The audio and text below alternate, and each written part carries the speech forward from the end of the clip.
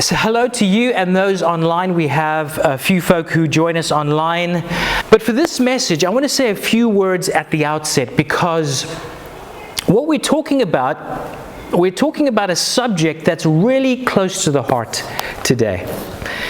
Maybe you're in a marriage where you're struggling and you're not sure you want to hear about marriage and divorce and things like that. Maybe you grew up in a family and you experienced divorce. I certainly know some of my friends and even my own family have gone through that, and you still feel the pain and the sadness. Maybe you've experienced the pain of divorce personally, and maybe have been to a church where they've said that divorce is kind of like the unforgivable sin and made you feel like damaged goods. So I hope this is a message of great clarity and hope and healing.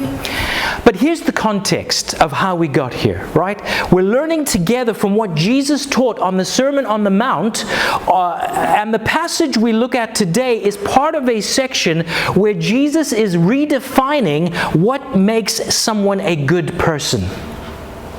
He starts with anger. We discovered that a few weeks ago. He starts with anger, that a good person is not just somebody who obeys, "Thou shalt not kill."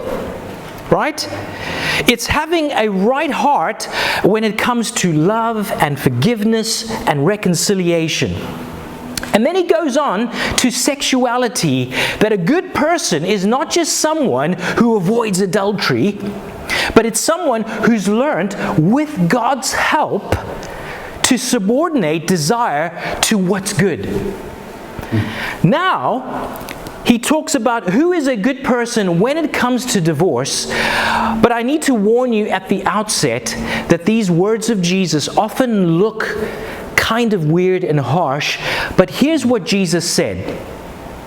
He says, "It's been said, anyone who divorces his wife must give her a certificate of divorce, but I tell you that anyone who divorces his wife except for sexual immorality makes her the victim of adultery, and anyone who marries a divorced woman commits adultery." This kind of raises all kinds of questions. Jean, but I thought adultery was if I have an affair with a married person, so why would getting a divorce from my wife make her a victim of adultery? And if I marry a woman who has been divorced, which would mean that she's now single, why would that make me an adulterer? One really important thing to remember about Jesus, he's a really smart guy, right? He did not say things without a good reason. And so we'll have to walk through this one step, one thought at a time. And the first item you'll notice here is that Jesus is just addressing men on this particular occasion. When he gives the Sermon on the Mount, generally, he's addressing a whole crowd of men and women. But we saw last week around sexuality, and this week with marriage and divorce, he's just talking to men. Now, why is that? Is that because women are relationally superior, right, to men, and it's men who need corrective or remedial attention? No, okay? Some women would probably say yes to that, but I say no. In that day, it appears to be the case that pretty much only men have the power to get a divorce. That's why he talks to men. In the ancient world, generally, if you were a woman, your husband could divorce you anytime for any reason just by walking out of the house. And you, the woman, would be stuck not just with the pain of that, but you would be stuck with the kids and with no money. This is what the ancient world looked like. And in the unlikely event that you ever got money, maybe your sons would grow up and they would make the farm profitable. Your original husband could return at any time and reclaim you.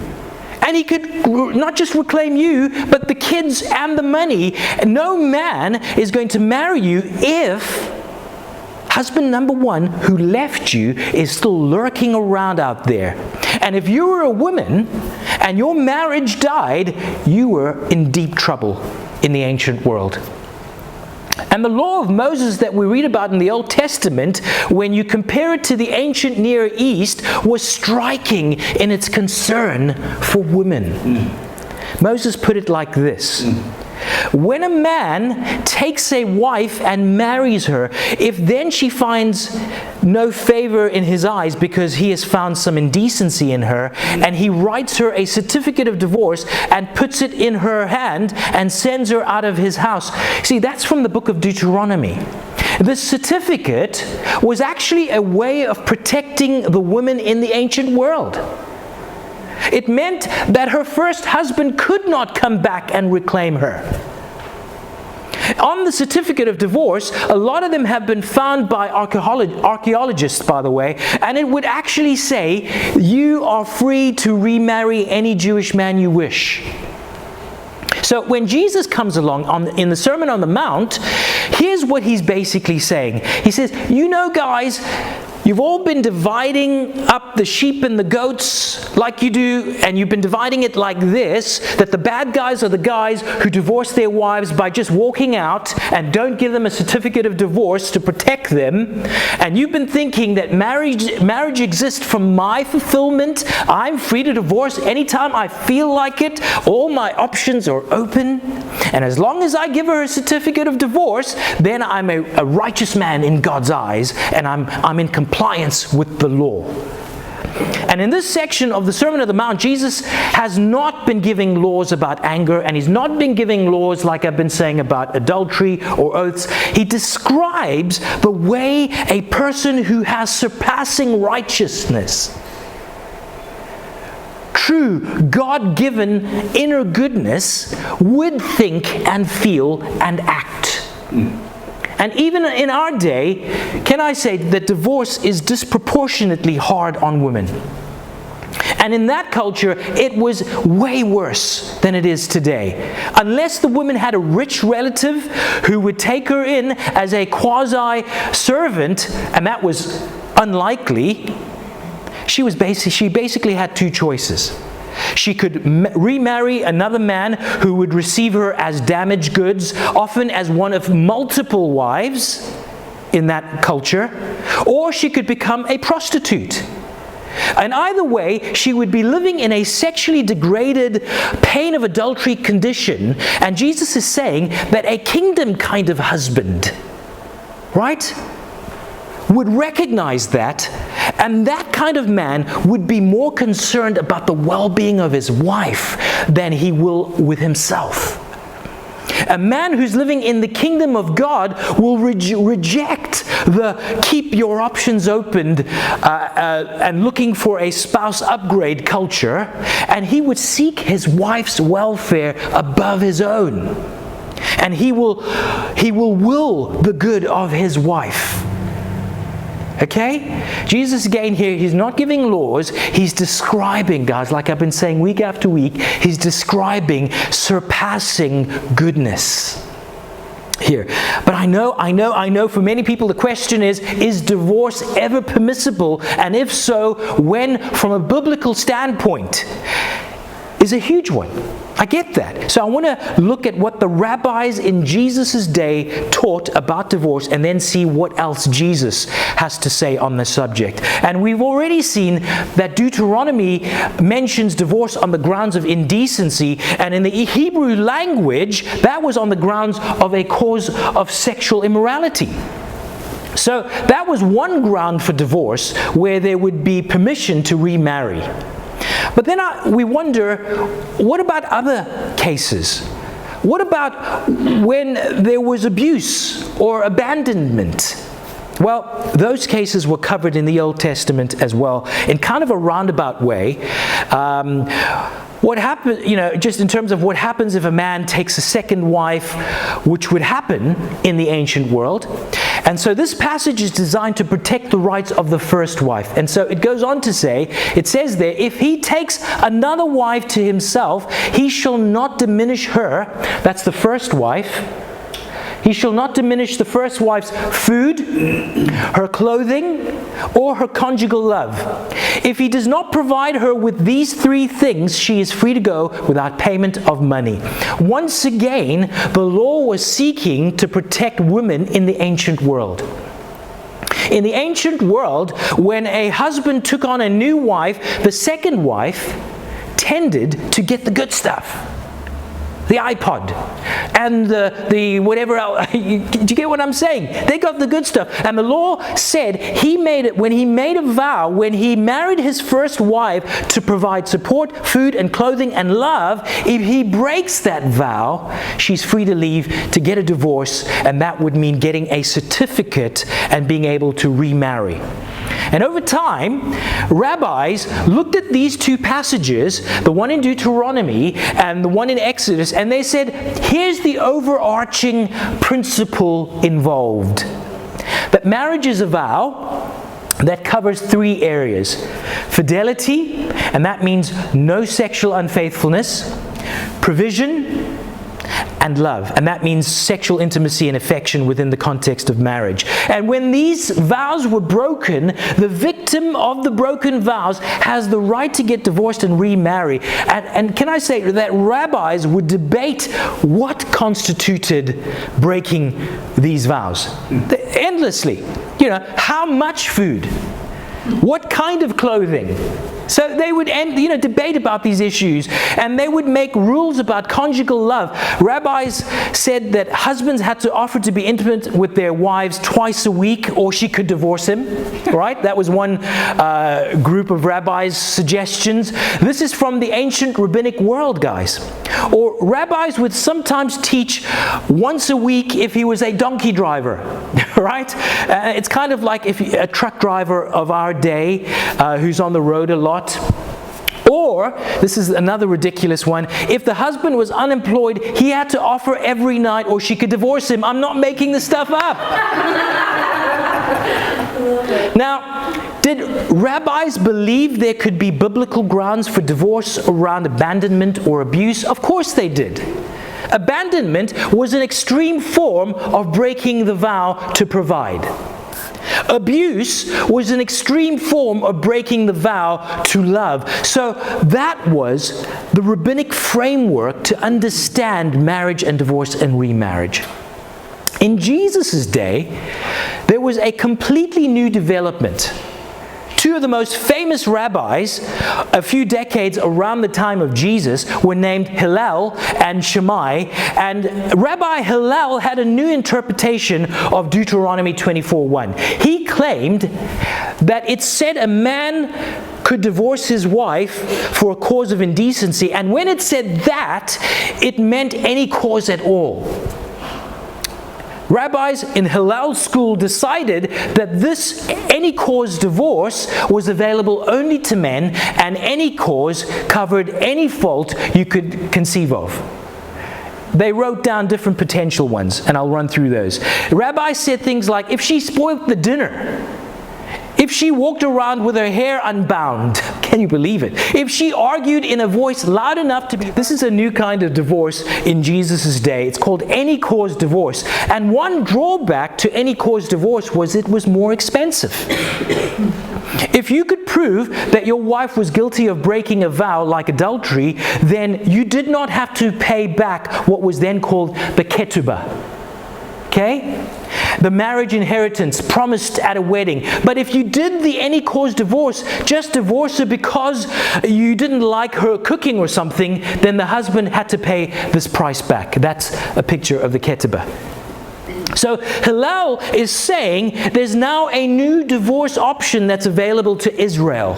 Okay? Any cause divorce. And very soon that kind of divorce for any cause at all was the most popular.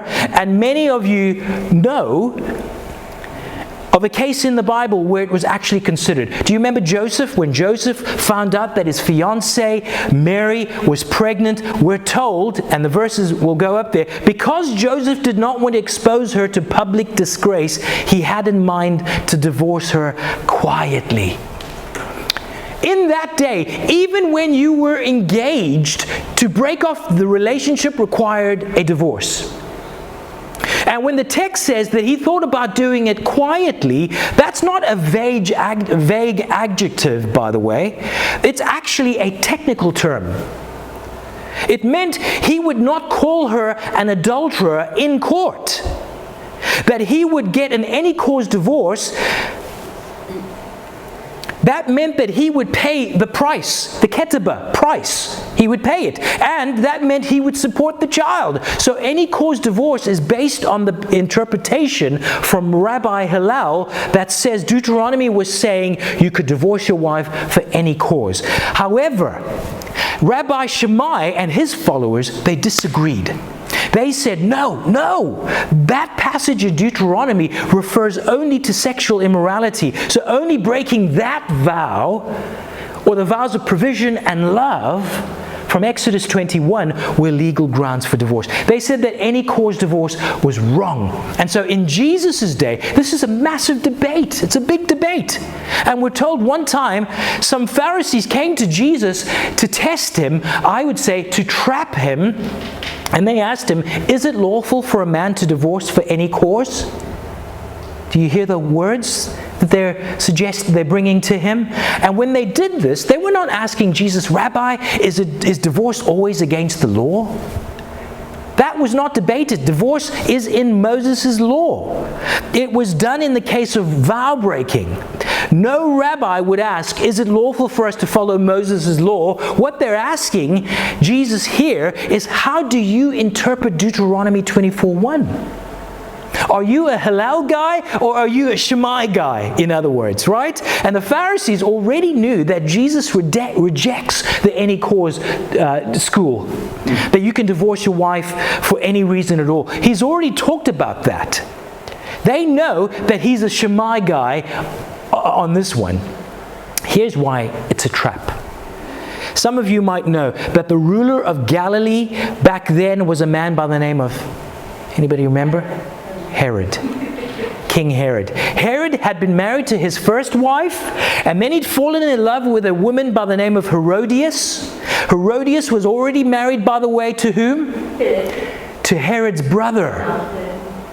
Okay? So Herod divorced his first wife. He got an any cause divorce for her, and then he had Herodias divorce her husband, his brother, and then he remarried her, his sister-in-law. Right? And John the Baptist talked about this, and we're told in the Gospel of Matthew that John the Baptist courageously said to Herod, it's not lawful for you to have her. That any cause divorce wasn't valid. Anybody remember what happened to John the Baptist? He was beheaded by King Herod. Herod cut his head off. Now Herod is looking for Jesus. And so when Jesus says John was right, any cause divorce are wrong, guess who the first person those religious leaders will make sure hears about this? Of course, that's Herod. And so Jesus responds and he says, haven't you read that at the beginning the Creator made them male and female, and said, for this reason a man will leave his father and his mother and be united to his wife, and the two will become one flesh. So they are no longer two, but one flesh. Therefore, what God has joined together, let no one separate. Jesus is taking marriage back to Genesis. And this is loaded. Yeah. If you look at what God does in Genesis, He separates and then joins together. He separates light from darkness and puts them together and makes a day. He separates the sky from the earth and puts them together and makes our environment. He separates dry land and the seas and puts them together to make our planet.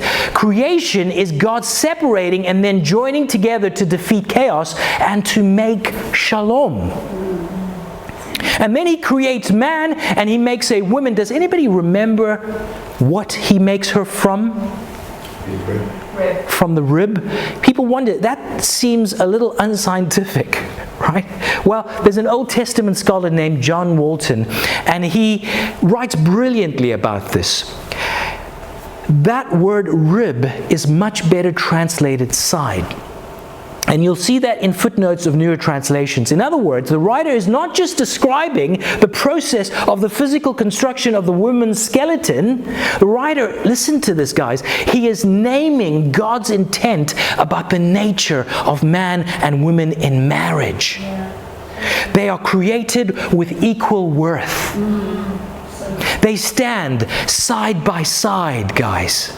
To have a capacity of separateness, but then also oneness.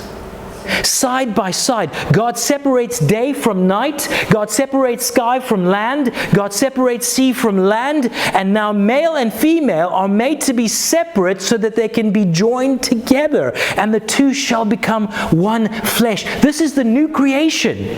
New shalom. Oneness of heart and will and servanthood. Like the Father, the Son, and the Spirit are one. It's a beautiful passage. And what this means, Jesus is saying, is divorce is undoing creation.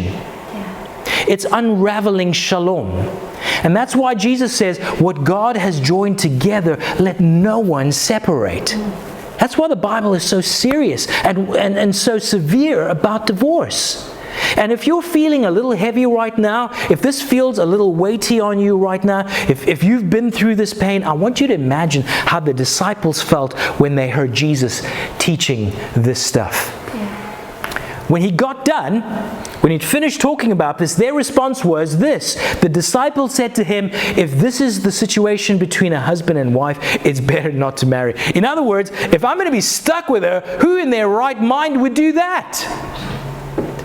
The Pharisees are sure Jesus cannot be right on this, so they have another question. Why then, they asked, did Moses command that a man give his wife a certificate of divorce and send her away? See, they're referring to Deuteronomy 24 passage here. Jesus replied, Moses permitted you to divorce your wives because your hearts were hard. But it was not this way from the beginning. Jesus is getting to the real issue here when it comes to the grounds of divorce, guys. As we have seen over and over in the Sermon on the Mount, it comes not to behavioral compliance, but to the heart. The problem that necessitates the tragedy of divorce is the ultimate problem of the human condition. Hard-heartedness. Jesus didn't say Moses commanded you to get a divorce. He says he permitted you because of hard-heartedness. In our day, the most common reason given for divorce is incompatibility. But Jesus does not say because of incompatibility, Moses said, give the woman a certificate of divorce. I've got to read you a quote by G.K. Chesterton, a great Christian thinker and writer. And this is what he wrote, I have known many happy marriages, but never a compatible one. The whole aim of marriage is to fight through and survive the instant when incompatibility becomes unquestionable. For a man and woman, as such, are incompatible. Okay? There may be a breaking of core marriage vows. Even that is not mechanical and legalistic grounds for divorce, guys. If your spouse breaks a vow, but then is repentant and soft-hearted, then rebuild the marriage, if you can. If your spouse refuses to repent, if there's a stubborn, defiant, continued decision to reject reconciliation, to refuse counsel, if there's a continued rejection of physical intimacy, of willful continuation of patterns of deceit, of abandonment, of stealing, of cruelty, and I want to even suggest of violence, then divorce may be the only option. Let me give you just a few pastoral words here. Okay? If you're married, grow your marriage. Amen, brother. Don't take it for granted. Know details about your spouse's day. Serve your spouse. Cheer your spouse on. Work at your marriage. One of the biggest predictors of divorce is when communication constantly has barbs in it. Could you help your fatherless son with his homework? I have to tell you, our marriage is very, very imperfect. But being married to Nikki is the greatest human gift I have. She is my number one fan. She's also my number one critic. And if you think that those two don't go together, you don't know what it is to be loved by someone who cherishes for you to become your best self. Yeah? And when she is in fan mode, cheering me on, encouraging me, affirming me, praising me, believing in me, I really love it. And when she's in critic mode, challenging me, confronting me, getting in my face, I really love it. Mostly. If you're married, your assignment is to ask your spouse today, how are we really doing? And then listen without getting defensive. I know people who take their business and their career and their finances and their health really seriously. And they never think about their marriages. Every marriage can grow because every person can grow. Yeah. If your marriage or relationship is hard, and can I tell you, Nikki and I have known those seasons, seek wise counsel. Yeah. Pray. Ask friends for help. Get help. Get support. It's worth a heroic effort. Because marriage is what God has joined together. Some of you might be working on marriages or relationships that are hard right now. And this is a place where everybody's cheering you on. And by the way, guess how many perfect marriages we have at our church? Every marriage is a marriage between two great sinners. Held together by the grace of God. Yeah. There are some churches where there's this kind of separation. Married people are good, divorced people are bad. That's precisely the kind of superficial approach to who's good and who's not that Jesus is going against in the Sermon on the Mount. So we all need the cross. So go there and get into community. Whether you're married or single, this is a place where everybody's welcome. This is a place where nobody's perfect. This is a place where we're not broken up into married people, never married people, and divorced people. We're just all sinners whose lives are a mess apart from God, because we're all learning to live as apprentices to Jesus and the reality of His kingdom of grace. We're all trying to get the kingdom up there down to here. That's why this is a place where anything is possible. Healing is possible. Strong marriages are possible. Forgiveness is possible. Grace is possible. So whatever you do, don't miss grace. Let's pray.